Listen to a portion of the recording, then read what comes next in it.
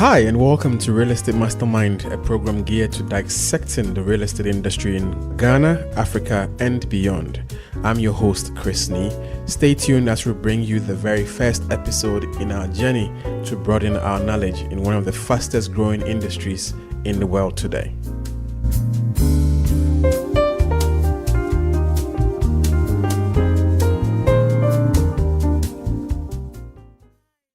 Hi, and welcome to the first episode of Real Estate Mastermind podcast. We have with us today Hannah Atiase of Ewells Realty and Consultancy in Ghana.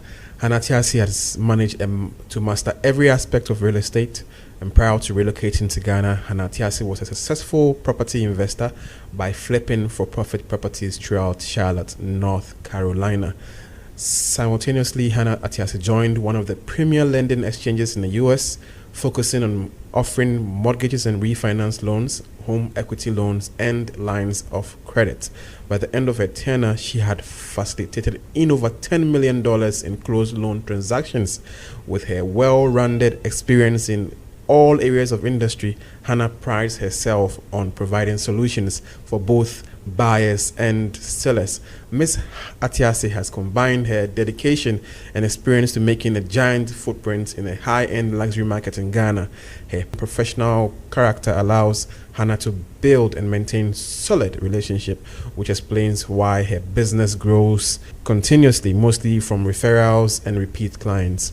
Hannah is very passionate about volunteering her time to missionary work, and she grew up in various countries, including Ethiopia, Kenya, and the UK.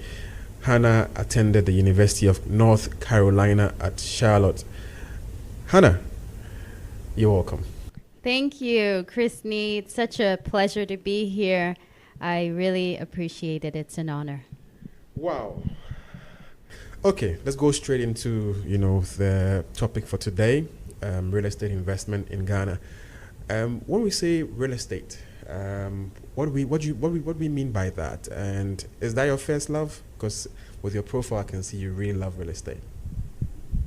Thank you, Chris. Actually, when we talk about real estate, we are talking about any real property. So it could be land, it could be residential, commercial. We're just talking about any real property, any real structure. And yes, I am absolutely passionate about real estate.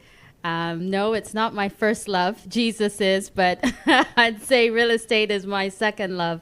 I've been doing it for a number of years. I would say about 18 years now. So I definitely love real estate. Wow. So, okay. Because we're talking about the investing part of real estate, what is real estate investment? Well, real estate investing is basically buying a property for profit.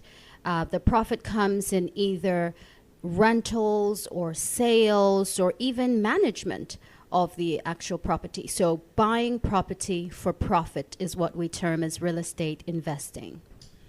Okay, that's pretty much simple, but everybody's doing, some part of real estate in their own field or in their own small way. But how does one, invest? If I call myself an investor, how do I start? Or, how does one invest in real estate? Well, that's a great question, Chris. Thank you. You can start investing in real estate in many different ways, and it really depends on your capacity, your ability, your time. First of all, you can probably buy a property and then sell it immediately. That's if you buy it under market value and you're able to turn around and flip it for profit. So you can start off that way. Others who are maybe more conservative investors would probably want to buy the property and hold it for a period of time, maybe 7-10 years. And the benefits of that is you are looking at the appreciation value of that property. So you buy it and you can perhaps rent it out, or you can even live in it. And then in 7-10 years or even longer than that, you can turn around and sell it for the market value, which properties appreciate every year. So definitely you're looking at value there. Something else you could probably do as well is buy a property that is not in the best condition, put some money in there if you have that liquidity, renovate it, and then turn around and sell the property as well. And I would also encourage people who may not have the finances by themselves, they can probably partner with someone, or you can have real estate groups where you come together and you buy a property together. So not by yourself, but you can get other people to come to do that with you. I mean, people you trust as much as... Absolutely. And even if it's friends, this is business. So have a contract, have an agreement, be aware of the conditions, have a plan and say, all right, we're going to come in, purchase this property together. And then you have an exit strategy. So you can say, if you're in college, perhaps you're students and you want to buy maybe land that's about 5,000, 6,000 CDs. You put your monies together and you can say, all right, in 5 years' time, after we graduate, after we complete national service, then our exit strategy is to sell the property at that point. Land is going to appreciate quite a bit. So in 5 years, you now walk away with a lump sum of money as individuals, and you can reinvest that in real estate or another business. And then also notice that we've talked about this leverage. Leverage is something else you want to have in mind. That is simply the concept of paying for something without coming up for the full initial cost of it. Wow. So you're talking about students here, those who have been, maybe first year in college, you put some money down and say, okay, fine, I'm done in 4 years. But my fourth year to start my own business, and we have this. Wow, that's exciting. I wish I knew this before I went into school. But so it means you don't need any huge amount to start, right? This is one of the beautiful things I love about real estate. You can start real estate with using other people's money. That is the key thing here. Because first of all, you can take out a loan, you can take out a mortgage, or you can borrow monies from a rich uncle or auntie. Everybody knows somebody with money. And so you can say, look, let me borrow this sum of money. I'll pay you back in this period of time with this amount of interest, making sure the interest is lower than what you're obviously receiving from your real estate investment. So the key thing with real estate is you don't need a large sum of money to purchase it, and you don't need to use your own money either. Interesting. But it can all be rosy. I mean, it can be all this, everybody wants to just do some part of, investing or part of a real estate that has some dividend or something. And you hear them talking about it as if there are no, problems or there are no cons to it. Are there any, pitfalls to look out for? Are there any negative stuff to want to, drive around or try and turn around from there? Absolutely. One thing I would say is do your due diligence, and do research, because the key thing is you want to buy property, first of all, in a strategic location. You want to buy property in an area where you know that the property would appreciate, and you want to get a property which is value for your money. In that case, when you want to sell the property, you would more than likely be able to sell a property in a prime area as opposed to one that's non-prime. Location is also very important. I mean, real estate, location. So you think you don't just choose any other. I mean, if in Accra, I wouldn't want to choose somewhere like Choco or, they are upcoming areas, but you have to choose your location, very strategically. Is that what you're saying? Absolutely, and not just a prime area, because airport was not a prime area probably years and years ago. But somebody did research and realized that if they're going to build an airport here, it would be wise for me to buy land in this area. So maybe find out what the intentions are for the government. Is an airport coming to that area? Is there a huge manufacturing plant coming to that area? So have some sense of foresight to know what is going to be happening in that particular area. Then you know what, let me go ahead and buy land in this area. So that's one of the things you can look out for. And obviously there are pitfalls and there are risks involved, and we know that where there is risk, there is reward. So there is some sort of risk here in the sense that if maybe you want to sell that land or sell that property, maybe the economy is experiencing hardship and you may not be able to sell it as quickly. Whereas maybe another type of investment like stocks or bonds, you may be able to sell it quicker, but real estate may even take a few months. But if you have it in a strategic location, you're more than likely able to sell it quicker. And think about it this way. Investors are always looking for a good deal. And there's always that 1% who have that money that they will be willing to buy a property in a good area at any time, despite the economic hardfall. I know Warren Buffett always says that if people are running out of the market, that is the best time for you to run into the market. Interesting. So I kind of, get the location option. But apart from location, is there any other pitfalls you're supposed to look out for? Because I want people to not just know that it's just, cozy and rosy and everything is, perfect. Are there any other things you should be apart from location, apart from trying to get people we can trust, apart from trying to investigate and read more? Is there any other that we may have missed? Absolutely. Inspect the property. A lot of times we look at the face value of the property. We don't have a structural engineer check the property out, have them look at the plumbing, have them look at the wiring, have them look at the actual structure of the property. Because at the end of the day, if the property looks beautiful on the outside and you haven't done your due diligence and perhaps there are cracks in the foundation or things of that nature, eventually, instead of the property appreciating in value, it will depreciate because you've ended up buying into something that is not a good investment. So do your due diligence and then do your title searches as well. Make sure it is a title property, especially here in Ghana. You want to make sure that this is the real owner. So there's certain things and certain responsibilities that you must take on and ensure that you are doing research and doing due diligence to make sure you are buying the best investment possible. Interesting. I just want to take you back a little bit because you gave us types of investment, saying flipping, off plan, or undervalued property, buying to also hold for a while before selling, and then you forming groups or getting a partnership with other people, then buy and renovate, to sell.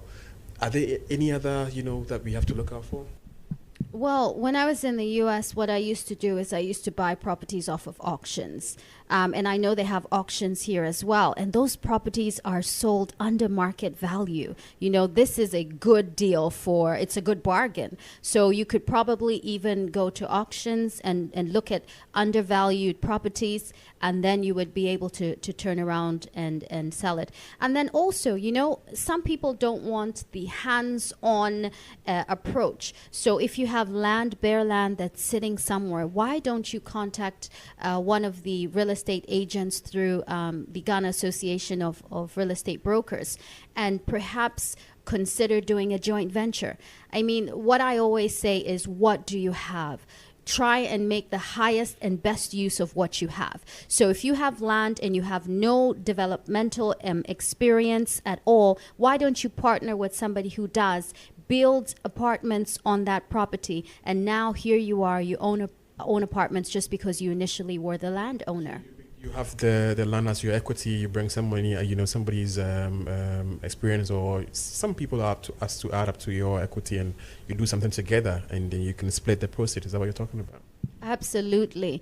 If you don't have the money to build apartments, you don't have the experience as a developer, or you don't even want the hassle of dealing with laborers and contractors, get somebody who specializes in that area and partner with them. So I always say that you don't have to be hands-on in real estate investing because there's so many opportunities out there for you to be a part of it and not actually own a physical home.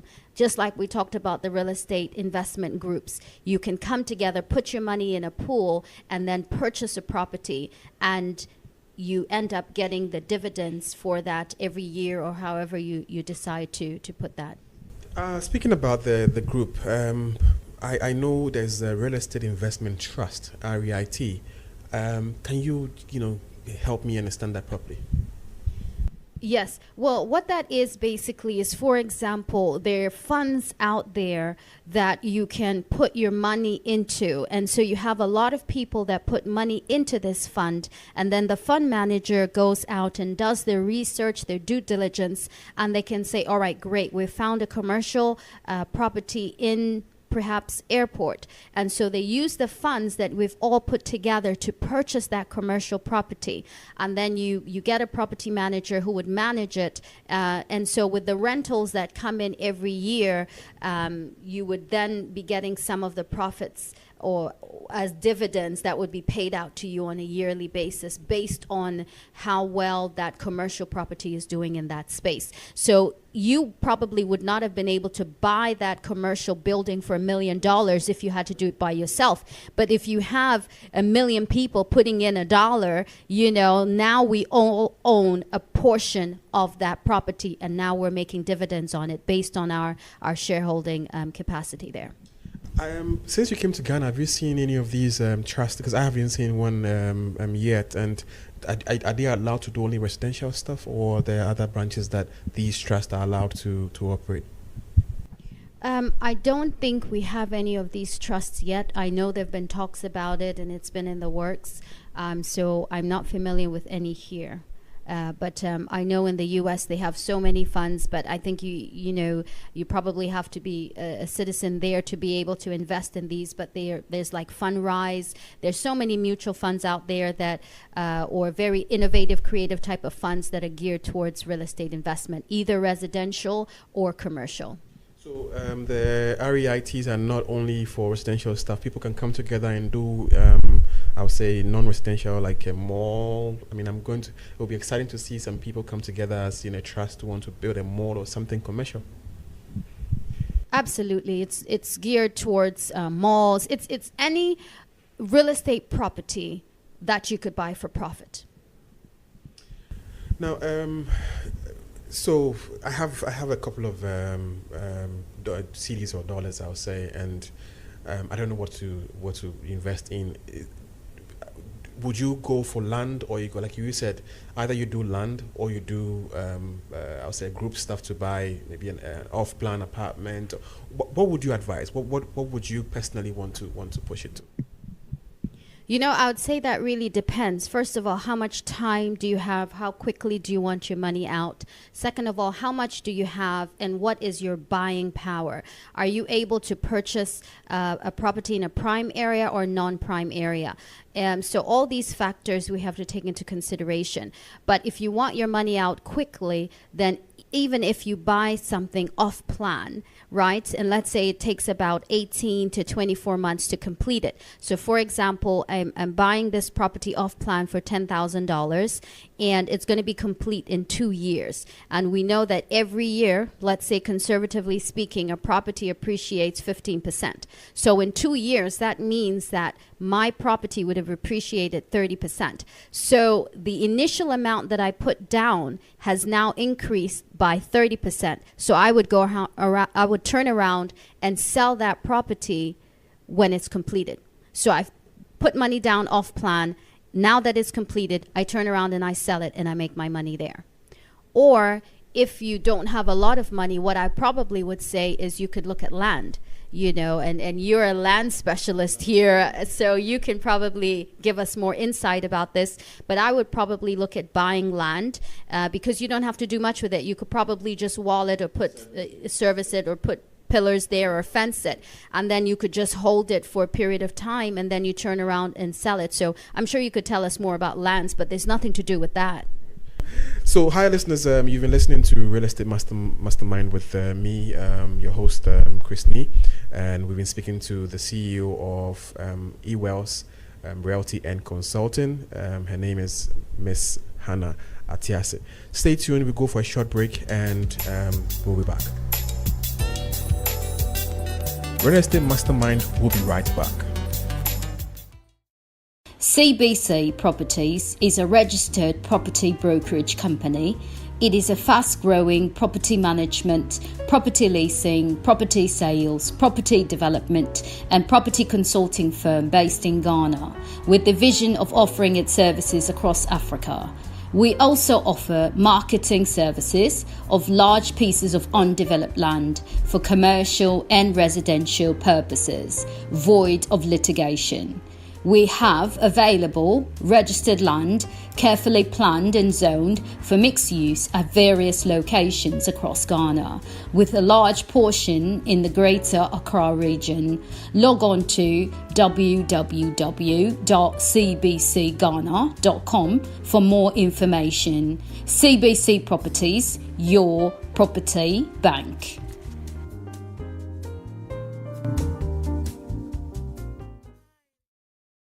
Welcome back to Real Estate Mastermind with your host, Chris Nee.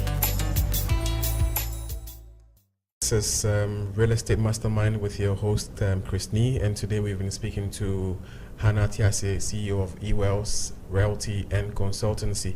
Hi, Hannah. Before we went on a break, you were discussing, a lot of options for real estate investment.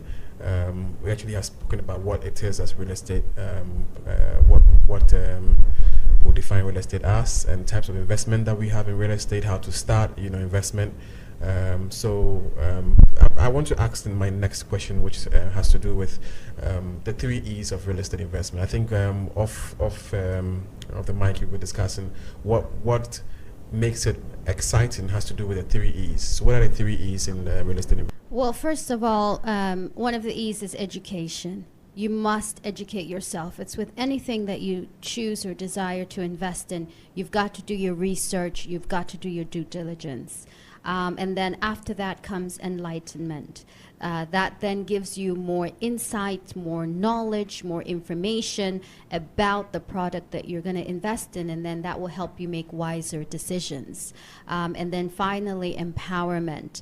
It empowers you to now step out and be able to start the purchasing process. It empowers you to also be able to help other people join in this real estate process. And one of the things I know that a businessman, a very well-known individual, Andrew Carnegie in the US, he actually said that 90% of all millionaires become so through owning real estate. So if you actually look at billionaire portfolios today, you would notice that real estate is currently among the top 10 creators of billionaires. So this is a wonderful way to be able to create and sustain wealth through real estate purchase. Exciting. I think I want to be a millionaire already. For me, I would say it's one of the most lucrative industries to want to be in. But again, to speak about the education, so where do I go to educate myself? Where do I go to get myself enlightened? And where do I go to get myself empowered? Great questions. Unfortunately, there is no real estate school here in Ghana that, people can teach you this. But I personally, with eWells Realty and Consultancy, I do a lot of real estate training, real estate teaching. But I also believe in self-investment.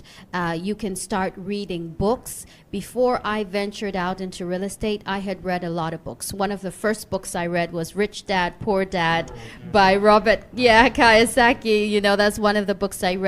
Another book I read was by I believe Mr. Schwab, and it's building wealth one house at a time. There are books out there, Millionaire Investor Next Door. There's so many books you can read.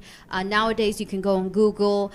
You can read a lot of real estate articles. You can watch CNBC Business. There's so many resources out there. Educate yourself before you start venturing out in real estate. So just to add up to that, there are a lot of podcasts, if you go online now, there are a lot of, and there's a lot of information online like Google. I don't know why people don't use, but there's a lot of information. And there are actually sites that can give you some of these insights. Like you're saying, I think you're giving a lot of people ideas. Someone should just come and say, I'm starting a real estate institute or a school. And people will be interested to want to, pay to want to understand. But if there's none, I think you and I, it's a business opportunity for us to just, go into that. But so I'm going to give my own personal experience. I used to sell lands in Doenia for 6,000 CDs last year. And now it's 15,000 CDs. So you ask yourself, so if I had bought the land, last year or last 2 years for 6,000, now I have 200% or more on the land. And it's not, I'm not saying in a way to, say that it's an avenue to make quick money, but it is. The idea is that you buy less now, especially when it's not, people don't really understand why they have to buy that. And you notice when you said airport, buy close to an airport or buy close to, something developing. There's an airport coming up, close to Dawanya. There's Central University there already. There's, affordable housing on that road. I think if people want to even know more, we're doing a podcast in the next episode about land. We know we have 4 major roads in Ghana: the N1, the N2, the N3, and N4. People don't know about that, but if you have that, in knowledge, you can buy lands on all these major roads, or find out where is the government moving next. Where's the next big road to be constructed? If I have money, can I buy land close to that road? Because obviously, and I love roadside lands, you will never lose on roadside land, because somebody wants to buy it to either do stores or do something. I think this better, or one of the best options to make money off. But Hannah, you have an experience also to share, right? Well, actually, you've got me so excited here this morning because you've touched on so many great things. First of all, I want to backtrack to what you said, that you had land that was 6,000 Ghana cedis. A year later, you sold it for 15,000 cedis. So you have made 9,000 cedis profit within a year. Where can you make that kind of profit? Not in any stock market or anything like that. And I think we really have to see what we have in this nation, and also Dawinya lands. I know that sometimes you don't actually need physical cash. You can trade in a vehicle. Is that true? Of course. So if you have a car and you want to, exchange it with the land, we'll value the car. You come with see the land also and see if you like it. Then we sit down and then sign all the documents. So you don't really need physical cash. And there's a lot of options, and that's what they have to listen to the next episode. There's a lot of options to buy land, and especially when it even comes to proper lands. You can buy, have a payment plan, find a way, to flip it whilst you're even paying, and make more money on it. So that's one reason why they have to listen to the next episode on Real Estate Mastermind, and I'm sure they will have awesome ideas to what to do with lands. Wonderful. You see, this is why I love real estate. So I think offline, I'm going to talk to you about buying some land in Dawinya. I do have a car. You see, this is why I was saying you don't always need money in real estate. You can just trade in, I'm sure, a vehicle or heavy machinery or something that they would find useful or valuable, of the same value, obviously, in that area. And another thing you mentioned is that, you love buying lands on the roadside. Now, I was telling you that you may not need that hands-on approach. So if you buy land by the roadside, you can lease it. You can lease it to somebody who wants to set up a shop or a store, a washing bay, as you're saying. Exactly. So you see, you can buy land by the roadside and lease it out. And there you are, getting your money's worth for that. So all those expensive lands we have, East Legon, Airport Hills, all these lands at a point in time where lands people would not even want to look at. I mean, I remember East Legon Hills when it started was about 15,000 cedis. Now, if you have 60,000 cedis, forget, you're not getting a land there. 80,000 cedis and above. So I always advise people, look at where people are moving towards. I mean, best case scenario, at least you listen to the news, you have the next project coming up, and also look at the big shots. Where are they moving towards? I mean, if you have, like you advise about the groups, if you have friends, they talk. People talk. Information is one of the most easy things to get in this country. Speak to people and ask them. I think Ghanaians need to be a bit more inquisitive and be more daring when it comes to investing, because like you said, there's no rewards if you don't take risk. People are scared. I know lands are very, and that's one thing I always push for. Our land tenure system and the land administration system should get more improved, because that it gives more confidence. But once you have a good land and you get your title, you are safe. You are okay. It will take only a court, if you bought the land wrongly. I mean, I don't want to talk too much. You're going to be a land person. I don't want to talk too much about it because it's about investing. Even though land is part of the investment, there's more we have to discuss in the next episode. But Hannah, my next question to you is pretty much simple. So, after I've invested, in real estate, how do I sustain or increase the value of my investment? I have 10,000 cedis. So let's say that's just the guy who bought the land from me at 6,000 cedis. What does he have to do to increase the value of his land, or if it's a property, like you're saying, flipping off, plan, or even old houses, you're buying them to refurbish and all that. How do I keep this, investment? Great question, Christine. I think that when you purchase a property, you want to be able to maintain the property so that it would increase in value. And there's several ways you can do that.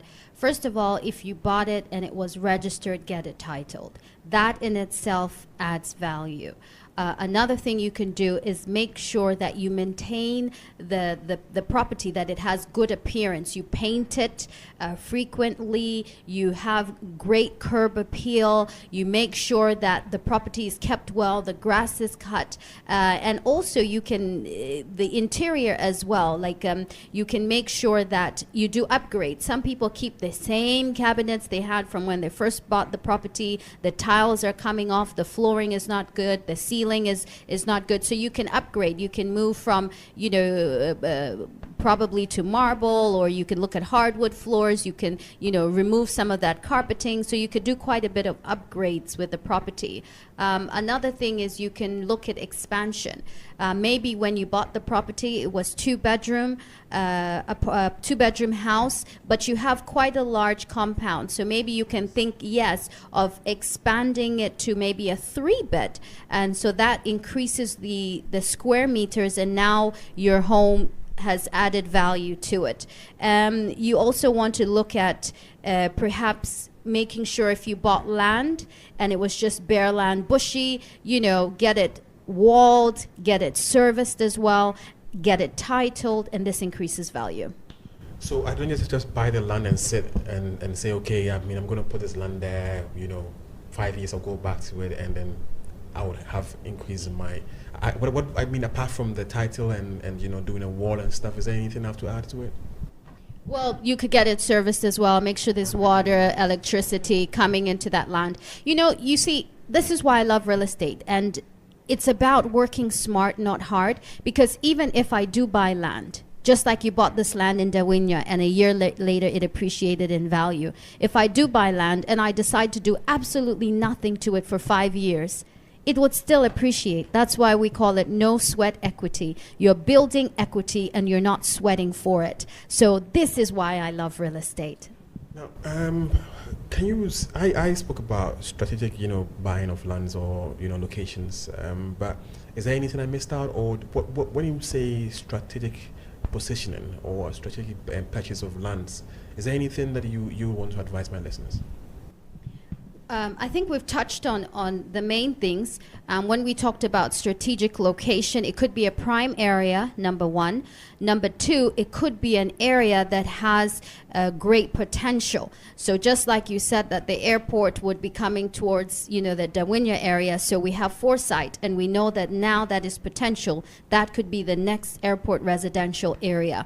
And then we talked lands by the roadside. So these are all strategic investment methods.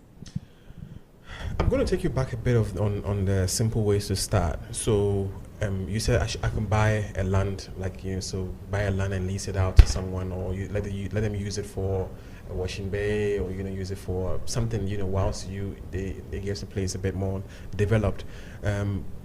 can speak more about that again, I think you have to drum in people's heads, because they think if I have to build a house in the next 2 years, they want to wait till like 3 months or a few months to having money to buy the house or the land before I have to buy it. They don't know you have to buy it way before, because if you buy it cheap now, it's better to rather you look at it than buying it when you really need it. So there's this jargon or this phrase that says buy land and wait. So what would you chip in that aspect? I would say that with any investment, you have to buy and wait. Even with stocks, you buy and wait. Real estate, you buy and wait. The waiting period depends on you, whether you want quick cash or not. Even if you want quick cash, you're buying and you're waiting, and then you flip it. You're waiting to probably do some work. But it's patience, and it's just buying and waiting. So I think, you touched on that very well. But I would also say this in real estate, that you also want to look at diversification. So if I are buying real estate, I'm not just going to buy only lands. I would diversify. I could either buy lands in Dawinya, buy something else in East Legon Hills, in different locations depending on what is upcoming in that area or what the potential of that area is. Or, you have diversification in your portfolio. I'll buy land, I'll buy a commercial property with a group of people, I'll buy a residential property to live in, which I know in a few years would increase in value. So diversification is key. Income is key, because you never know with life. You can decide, yes, I'm going to live in this part of town forever. But if you have a great job opportunity all the way on the other side of town and you want to be closer to your job, you want to make sure that you're able to either sell that property you bought or you're able to rent it out. So always have diversification in mind, and also have income in mind as well. I would say these are some of the key things. And then look at the appreciation value in that area, so you have equity in mind. If I buy this property here, based on market research, will it increase in value by 10%, 20%, 30%? So you want to have that in mind as well. So diversification, income, equity, appreciation, and leverage. This is what you should be focusing on when you're buying a property, not that, it's a big, beautiful house. All right? Exciting. Thank you so much, Hannah. I have learned a lot. I thought I knew it, or I don't. And it's been a wonderful experience having to appreciate your in-depth knowledge on real estate. You've explained what real estate is to us. You've given us ways to which we can buy or invest or start the investment. You've given us what even REIT means. I didn't know that. And of course, we don't have one in Ghana. So if there is, I think they can get back to us, or of the platform, and we'll be able to help them market. Because this is one thing that people would have to do together, because you don't have all the money. Join, if it's 1,000 cities, you guys are all contributing to that. Some people, you have one plot of land somewhere. You guys could, wait and sit on it, and the next few months, you never know. You could, and you can buy cheap as well and flip it. So one thing that we actually didn't talk about is trying to find motivated, sellers. So people are selling because they need cash.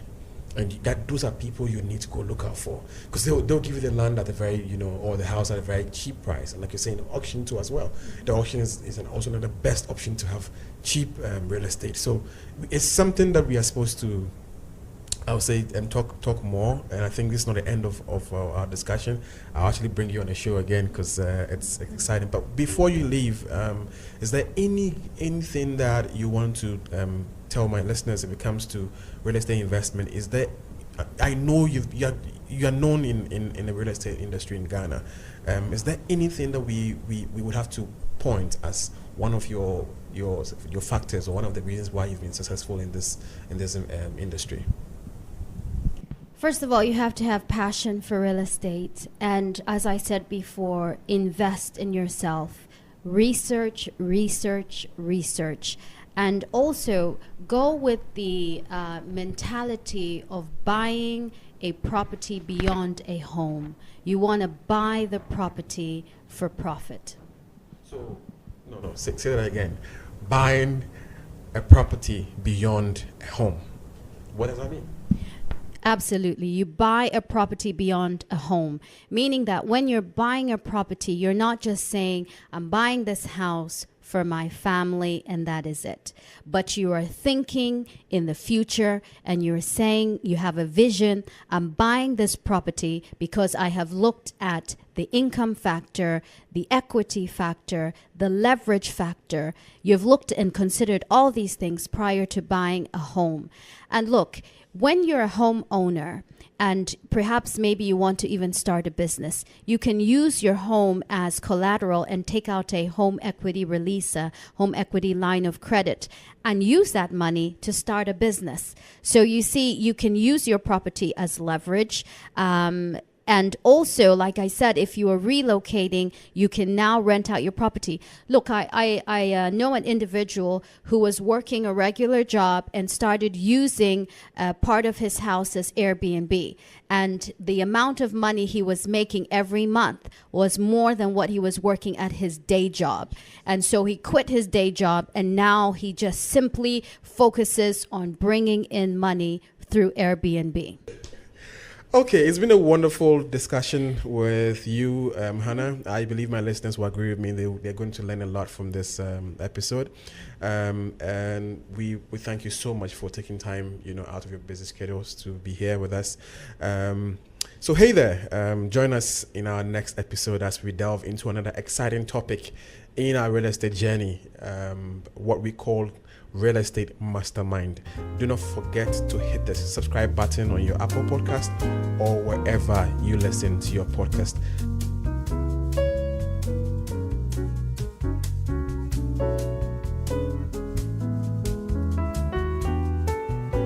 This podcast was brought to you by CBC Properties.